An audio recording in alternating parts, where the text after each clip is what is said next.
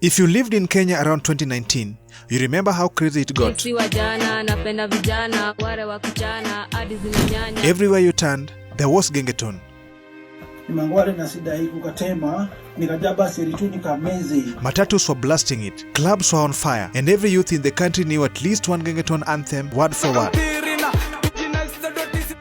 The movement came fast, loud and unapologetic. Songs like Wamlambez, Zimenishika, Lambalolo trended everywhere. They represented how the streets felt, raw, wild, unfiltered, and proud to be local.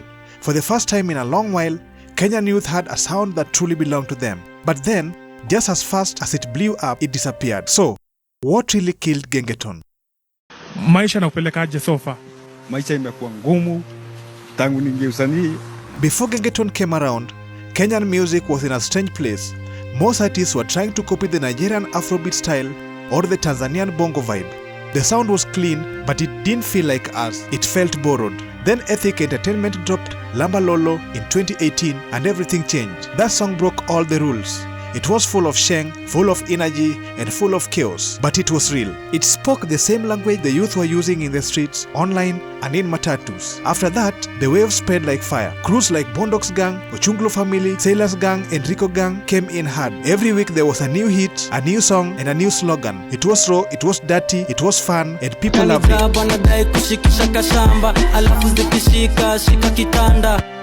Gengetone became more than music. It was a lifestyle, a way of young people to express themselves without filters. It didn't care about radio. It didn't care about big labels. It was music made by the youth and for the youth. But like many fast-rising waves, the problems started showing up almost immediately. The first big issue was the content. Most Gengetone songs were heavy on vulgar lyrics and adult themes. At first it was funny and rebellious, but over time it became too much. Parents started complaining, schools started banning it, radio stations stopped playing it, and then brands saw that they pulled away too. Without airplay or sponsorship, many artists started struggling to sustain their career. I've been on a need help, which is help, which is a mental state, and I just need to move this to another higher level. Then came oversaturation. Everyone wanted to ride the wave. Every producer was making the same beat. Every group was talking about the same thing: girls, alcohol, and sherehe. The creativity faded and fans started getting bored. And just when Gengetone was at its peak, COVID hit. No clubs, no parties, and no live shows. Gengetone relied on crowd energy. It was music made for outside. When the world went silent, Gengetone went silent too.